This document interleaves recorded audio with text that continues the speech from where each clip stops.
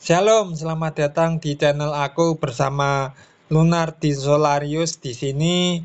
Dan kali ini kita akan melihat renungan yang berada di kitab Hosea pasal 1. Namun sebelumnya sebagai pembukaan dulu, selamat datang teman-teman di channel aku bersama Lunardi Solarius ini, video yang membahas tentang renungan-renungan, motivasi dan penguatan secara rohani yang berdasarkan teks Alkitab ya guys, dan konteksnya. Dan ini sangat penting sebagai disclaimer, seperti biasa aku dibantu oleh ChatGPT untuk menyusun kerangka narasi, karena kalau aku ngomong sendiri aja belepotan. Baru saja pembukaanku nggak jelas atau arahnya ya bingung lah.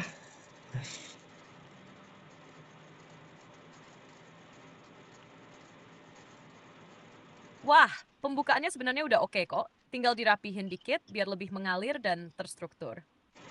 Posising study na kwestiyon sa status i.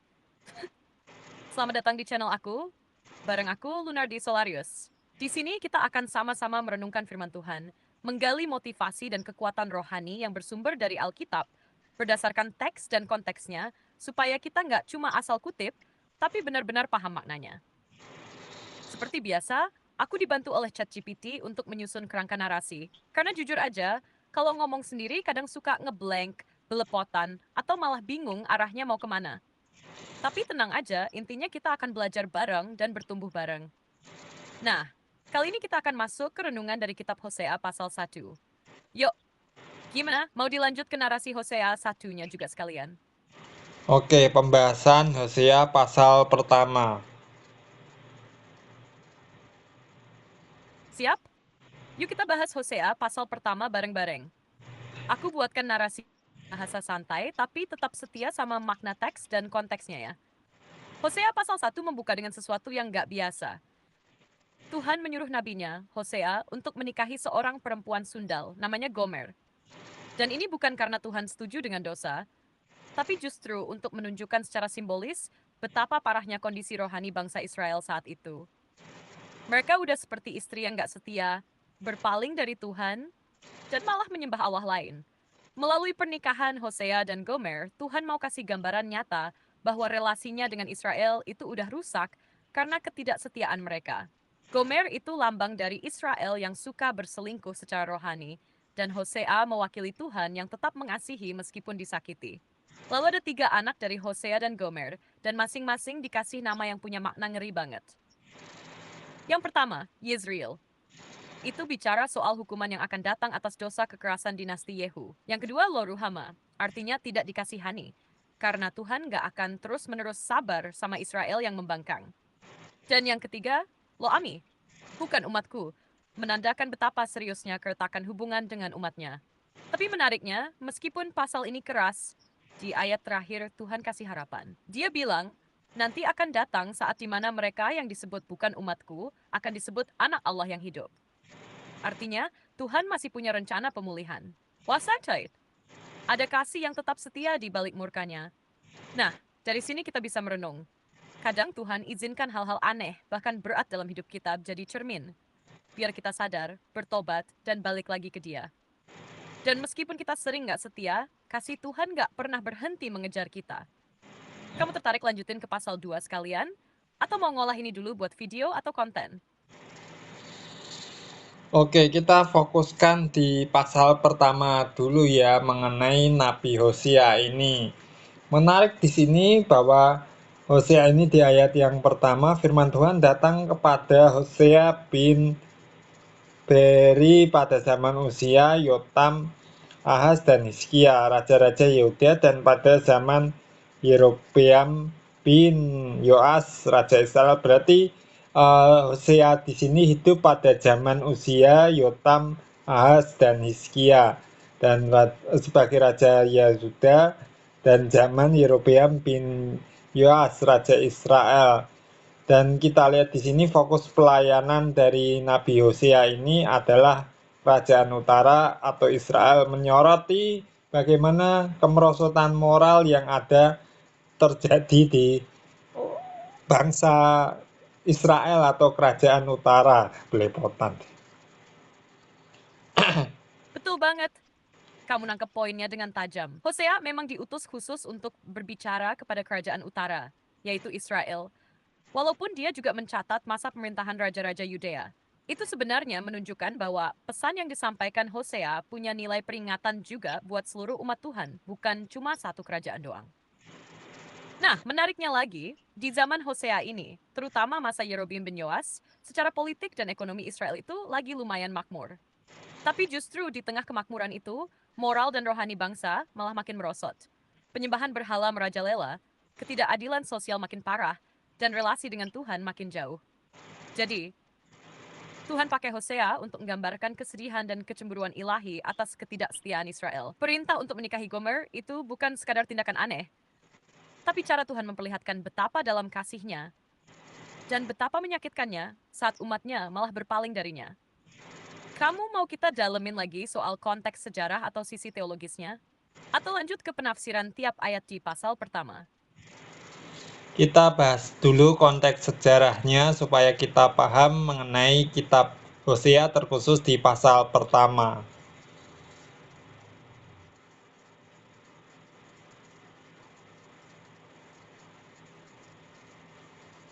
Oke, mantap. Kita gali dulu konteks sejarahnya ya. Biar pas masuk ke teksnya makin kerasa maknanya. Jadi, kitab Hosea ditulis sekitar abad ke-8 sebelum Masehi. Pada masa ketika bangsa Israel, kerajaan utara, secara politik tampak kuat, terutama di bawah pemerintahan Yerobeam bin Yoas atau Yerobeam Tuas. Waktu itu, ekonomi lagi bagus, wilayah kekuasaan juga cukup luas. Tapi sayangnya, kondisi rohaninya justru hancur. Orang-orang Israel banyak yang hidup dalam kemewahan, tapi lupa Tuhan. Plot simahan kepada Baal, dewa kesuburan Kanaan jadi semakin umum. Berpikir harus fleda Baal, panen mereka becamai melimpah. Padahal mereka seharusnya bergantung penuh pada Tuhan, bukan pada ilah asing.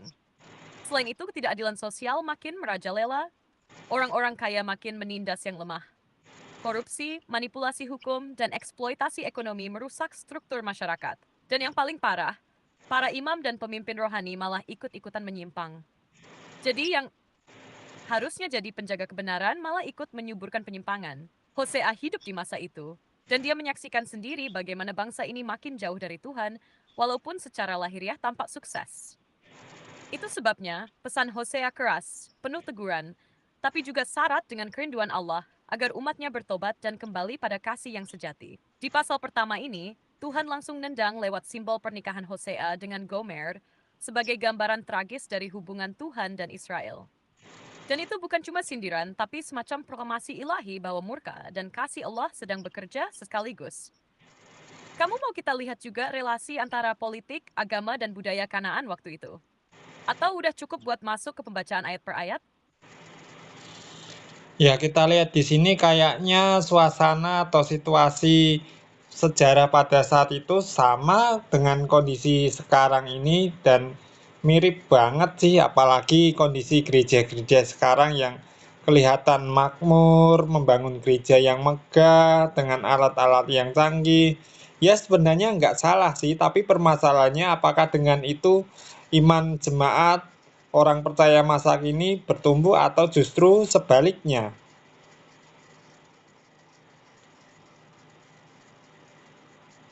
Nah, kamu nyentuh hal yang dalam banget. Memang, situasi zaman Hosea tuh kayak cermin buat kita hari ini.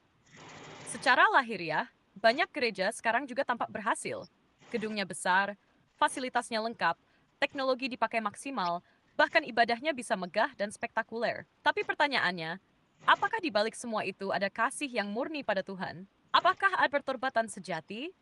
Kehidupan yang sungguh-sungguh mengandalkan Dia? Atau justru semua kemewahan itu jadi semacam tameng rohani yang nutupi kekeringan batin dan kemerosotan moral? Zaman Hosea, orang Israel juga merasa diri mereka diberkati karena kondisi politik dan ekonomi yang kuat.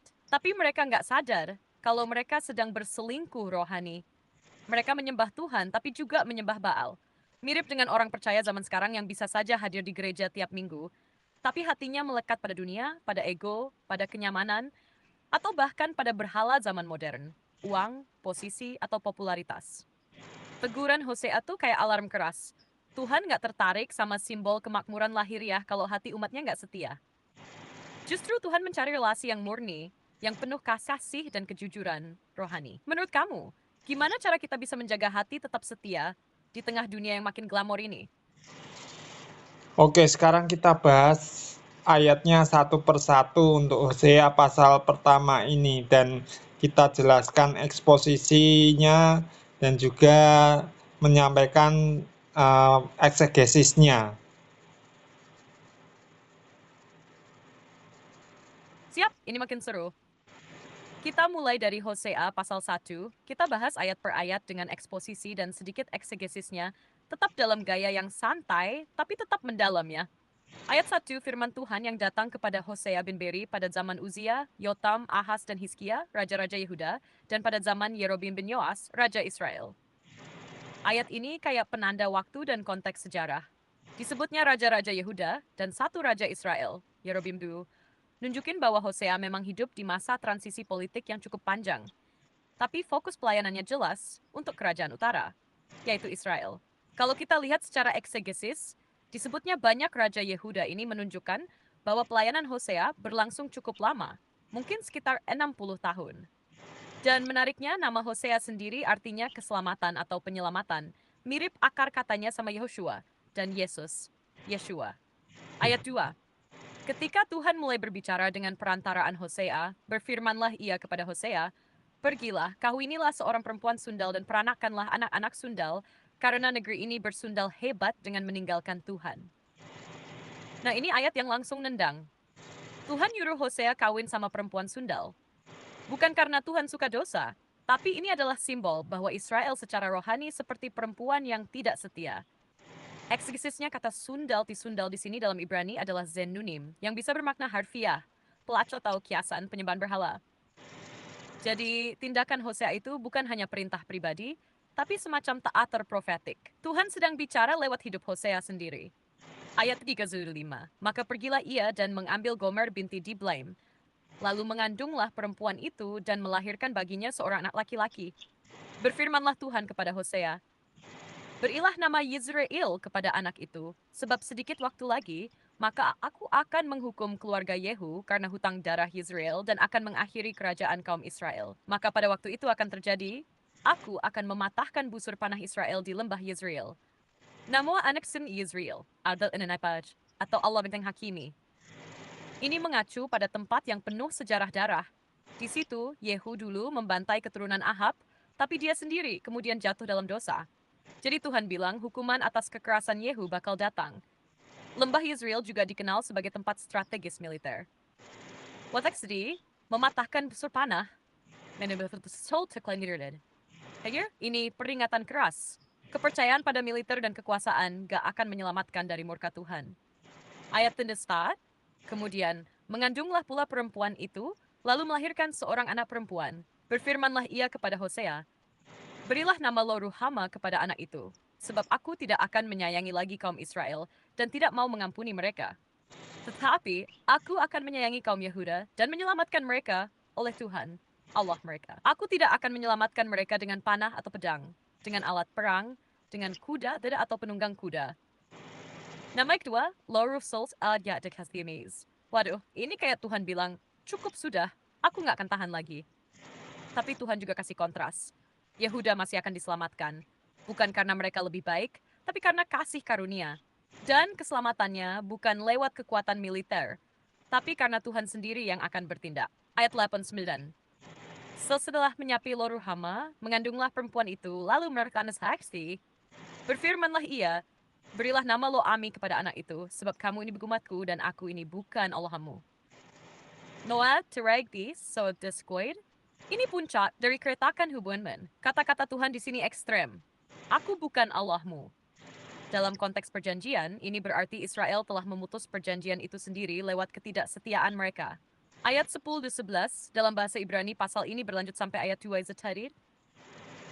Tapi di bagian akhir pasal ini, Tuhan langsung kasih harapan. Dia bilang nanti jumlah umat Israel akan seperti pasir di laut, dan mereka akan disebut anak-anak Allah yang hidup.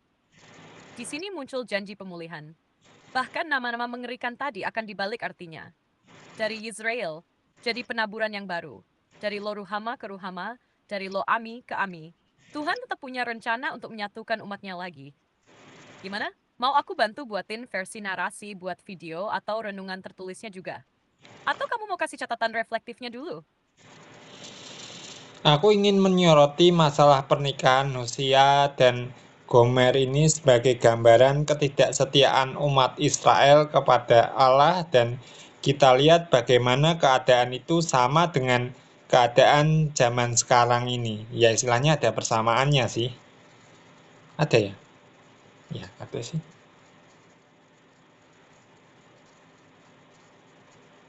Sorry, I'm having issues right now. Could not understand what you said.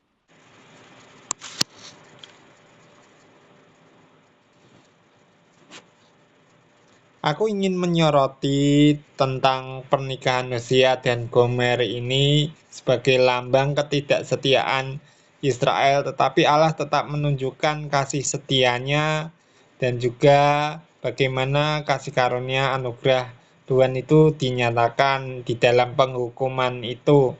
Dan kita lihat sebagai suatu paralelisme dengan zaman sekarang.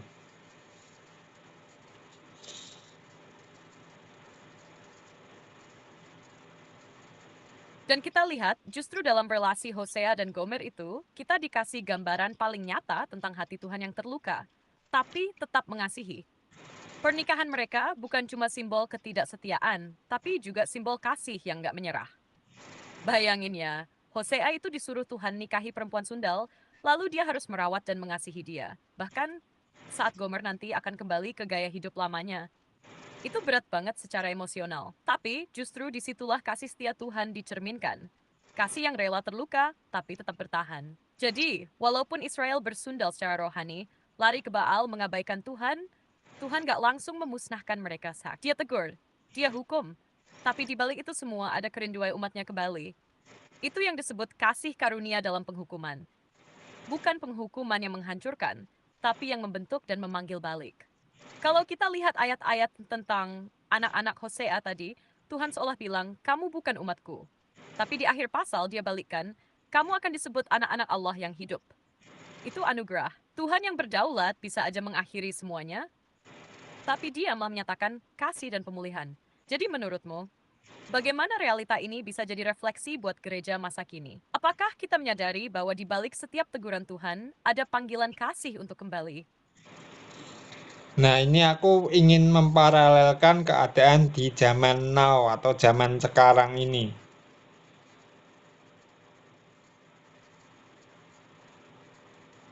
Ya, Nah, paham. ini menarik banget. Kalau kita paralelkan kondisi zaman Hosea ya dengan zaman sekarang, ada banyak kesamaan yang mencolok. Waktu itu Israel hidup dalam kemakmuran. Tapi justru di sanalah mereka kehilangan arah rohaninya. Hari ini pun banyak gereja atau orang Kristen terlihat berhasil secara lahiriah, ibadah megah, jemaat banyak, teknologi canggih, pelayanan aktif. Tapi, apakah itu sejalan dengan kesetiaan rohani kepada Tuhan?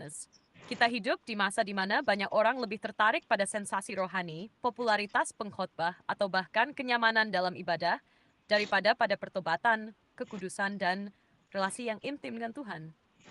Dan seperti Israel yang menyembah Baal demi berkat dan kesuburan, zaman sekarang pun banyak orang menyembah hal-hal duniawi, uang, jabatan, gengsi, dengan harapan Tuhan tetap memberkati.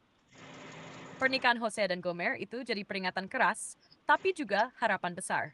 Bahwa walaupun kita sering nggak setia, kasih Tuhan nggak berubah.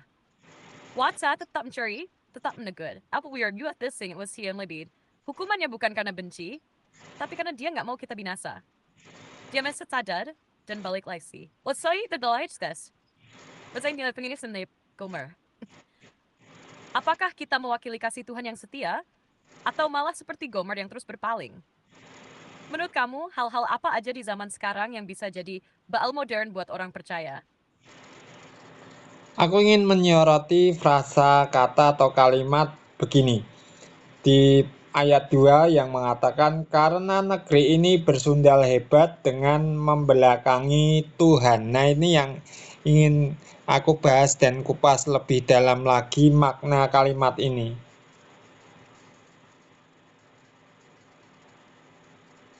Wah, ini bagian yang sangat kuat dan syarat makna. Mari kita kulik perlahan ya. Kalimatnya begini. Karena negeri ini bersundal hebat dengan membelakangi Tuhan, dalam versi bahasa Ibrani, frasa ini sangat tajam. Kata bersundal itu berasal dari kata zana, yang artinya bukan cuma tindakan seksual haram, tapi lebih dalam, ketidaksetiaan perjanjian. Nah, kalau kita gabungkan dengan frasa membelakangi Tuhan, itu bukan cuma soal meninggalkan ibadah, tapi menolak relasi, melupakan kasih mula-mula, dan secara aktif memilih yang lain sebagai pengganti Tuhan. Jadi ini bukan kealpaan sesaat, tapi pengkhianatan yang sadar dan terus-menerus. Makna rohaninya gimana? Ini bukan son of the dead moral pribadi. Ini bicara tentang kondisi kolektif bangsa, suatu sistem kehidupan yang udah menjauh dari Tuhan sebagai pusat. Mereka masih beribadah secara lahiriah, tapi hatinya sudah jauh. Ini sangat relevan dengan masa sekarang, ketika banyak hal yang secara luar terlihat rohani, tapi intinya kosong, tanpa pertobatan sejati, tanpa pengenalan akan Tuhan yang hidup. Bersundal hebat dengan membelakangi Tuhan, itu bisa juga terjadi ketika orang percaya lebih mencari berkat daripada pribadi sang pemberi berkat. Ketika popularitas gereja atau pelayanan lebih dikejar daripada hadiratnya. Ketika teologi dikaburkan demi kompromi, demi kenyamanan, demi penerimaan sosial. Dan ini yang jadi pesan Hosea, bahwa Tuhan terluka karena yang ia rindukan adalah kasih yang sejati, bukan sekadar upacara dan rutinitas. Tuhan itu bukan sekadar pengatur hidup, tapi pribadi yang menginginkan hubungan. Menurut kamu, bagaimana cara kita menanggapi peringatan ini di zaman sekarang, terutama di dalam kehidupan pribadi dan pelayanan gereja? Nah, ini menarik ya kalau kita melihat kehidupan terutama gereja zaman sekarang ini yang lebih cenderung mengandalkan sesuatu yang di luar Alkitab atau pewahyuan Roh Kudus di dalam Alkitab itu banyak sekali pengajaran-pengajaran atau bahkan secara ekstrimnya aku boleh bilang itu mengkultuskan hal-hal tertentu, misalnya mengkultuskan hamba Tuhan, mengkultuskan ibadah mereka yang luar biasa, bahkan mengkultuskan karunia-karunia rohani tertentu tanpa melihat hal-hal yang lain, aspek-aspek yang lain seperti kasih, kesetiaan, dan juga keadilan seperti itu loh. Bahkan kalau kita melihat zaman sekarang ini, gereja kalau jemaat miskin itu nggak pernah dikunjungi. Tapi kalau jemaat yang kaya, wah didatangi, dilem-lem, kemudian apa namanya, dimanja-manja gitu, terus khotbahnya mengikuti suasana hati eh, jemaat biar ya keren gitu, supaya jemaatnya nggak pergi, terus ya banyak lagi lah.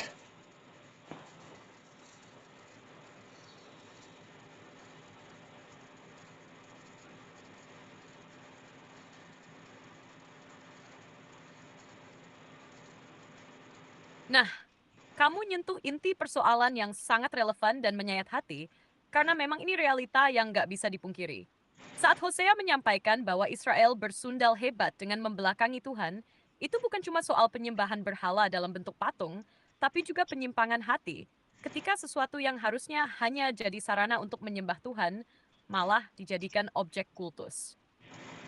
Dan yang kamu bilang soal mengkultuskan nama Tuhan atau bentuk ibadah yang megah, bahkan karunia rohani, itu benar-benar paralel dengan realita zaman Hosea.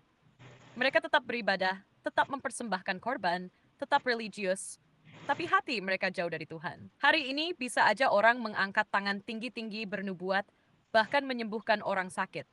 Tapi, kalau hidupnya tidak mencerminkan kasih, kesetiaan, dan keadilan, itu sama dengan membelakangi Tuhan sambil memanggil namanya. Tuhan gak tertarik sama tampilan luar kalau hatinya rusak. Dan yang paling menyedihkan, seperti yang kamu bilang tadi, banyak gereja kehilangan kepekaan terhadap keadilan dan belas kasihan. Jemaat miskin dianggap penting. Tapi senyuming padahal Yesus justru selalu hadir di tengah orang kecil, orang tersingkir, orang berdosa yang haus kebenaran. Lalu khotbah pun kadang disesuaikan biar nggak menyinggung, biar jemaat betah. Tapi apa gunanya khotbah yang nyaman kalau nggak membawa orang pada pertobatan? Kebenaran itu kadang menyakitkan, tapi justru di situ ada kuasa pemulihan. Hosea ngajarin kita, kasih sejati itu bukan kasih yang permisif, tapi kasih yang rela menyampaikan kebenaran, walau itu pahit. Tuhan sendiri menunjukkan itu lewat Hosea. Dia tetap mengasihi, tapi tidak membiarkan umatnya tinggal dalam kebohongan. Menurutmu, apakah gereja zaman sekarang masih bisa disadarkan dari ketertipuannya akan kesuksesan lahiriah? Dan kalau iya, dimulai dari mana? Tadi sedikit koreksi, sebenarnya yang aku maksud itu mengkultuskan hamba Tuhan ya, bukan mengkultuskan nama Tuhan ya.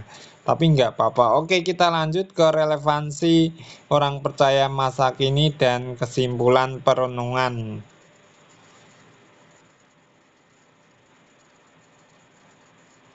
Wah, iya ya. Terima kasih koreksinya. Dan itu justru makin menguatkan poin penting. Mengkultuskan hamba Tuhan memang jadi masalah serius juga di banyak tempat hari ini. Kadang istimewa tak kecil ini punya sudah kita hadapi.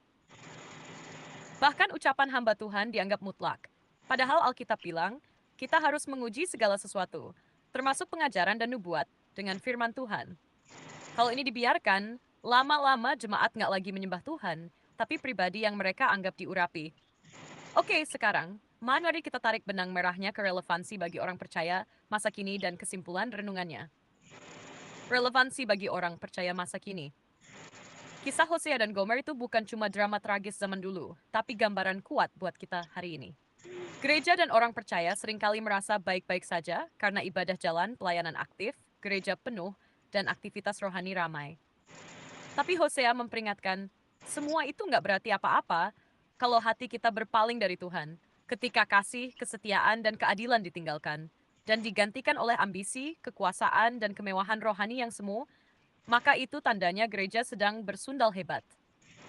Saat kita mulai lebih mengutamakan karunia daripada pribadi sang pemberi karunia, lebih menghormati hamba Tuhan daripada Tuhan itu sendiri, maka kita sedang menjauh dari esensi iman sejati. Kesimpulan renungan.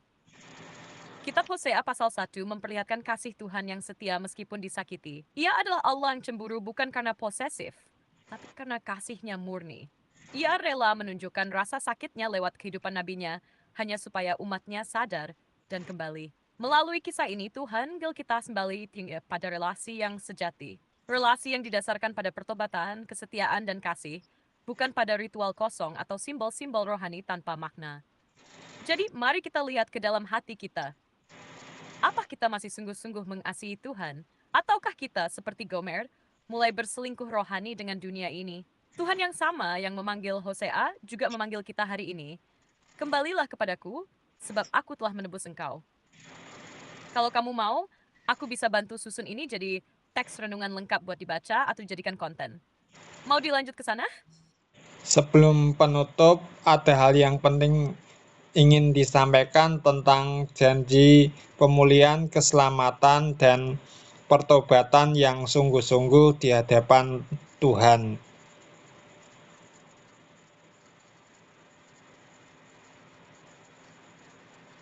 Wah, bagus banget kalau itu yang mau kamu tekankan sebelum penutup.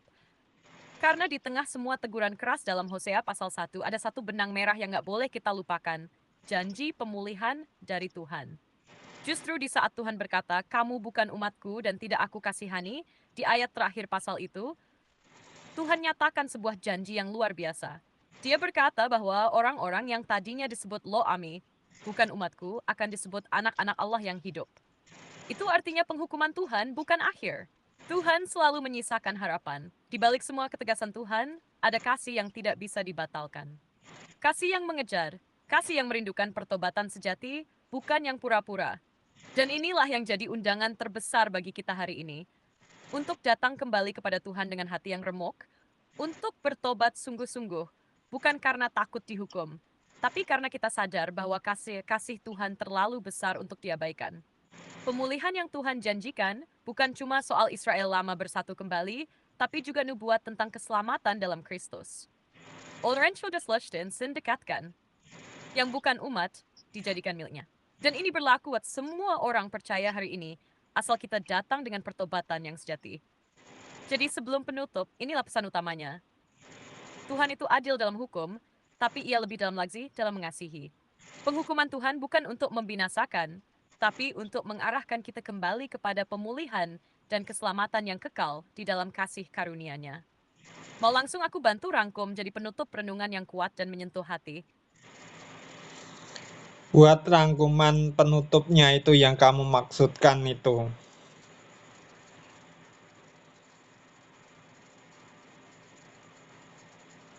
Oke, ini rangkuman penutupnya. Semoga bisa menyentuh hati dan jadi penegasan yang kuat untuk renungan ini. Penutup renungan.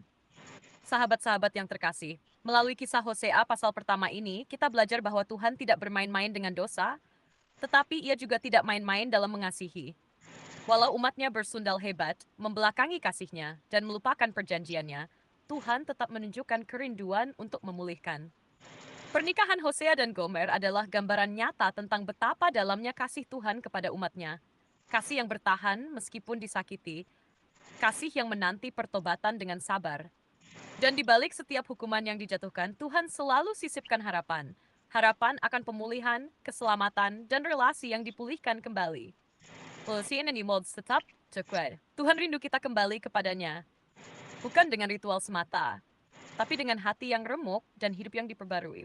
Di nakising siwed, mari kita kembali, bertobat, dan mengalami sendiri kasih setia Tuhan yang tidak pernah gagal.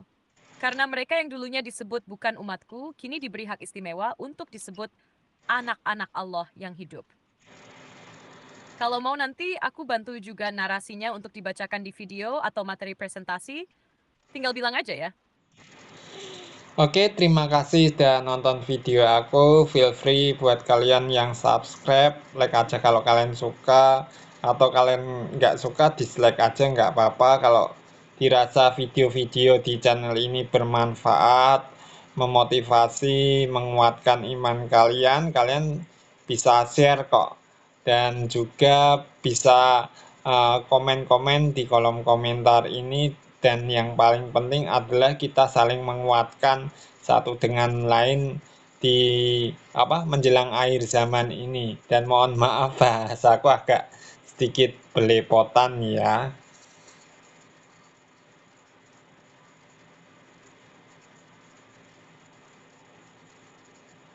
Hehe, kayak kamu udah asik dan jujur banget, malah bikin suasana lebih hangat. Gimana kalau aku bantu rapihin dikit biar tetap alami tapi lebih mengalir? Nih versi ringan dan ramahnya. Oke, terima kasih banget udah nonton video ini. Kalau kalian merasa diberkati, jangan ragu buat like dan subscribe ya. Kalau nggak suka, ya gak apa-apa juga. Dislike aja, aku nggak akan tersinggung kok. Kalau menurut kalian konten ini bermanfaat, bisa memotivasi, dan menguatkan iman, jangan sungkan buat share ke teman-teman kalian. Dan yuk, isi kolom komentar, ceritain pendapat, kesan, atau bahkan pergumulan kalian supaya kita bisa saling menguatkan, terutama di zaman yang makin berat ini. Dan maaf banget kalau bahasa atau penyampaianku agak belepotan. Aku juga masih belajar kok. Yang penting kita sama-sama bertumbuh. Sampai ketemu di video selanjutnya. Tuhan Yesus memberkati. Kalau kamu mau, aku bisa bantu bikin versi audio narasinya juga nanti. Mau sekalian buat deskripsi videonya juga?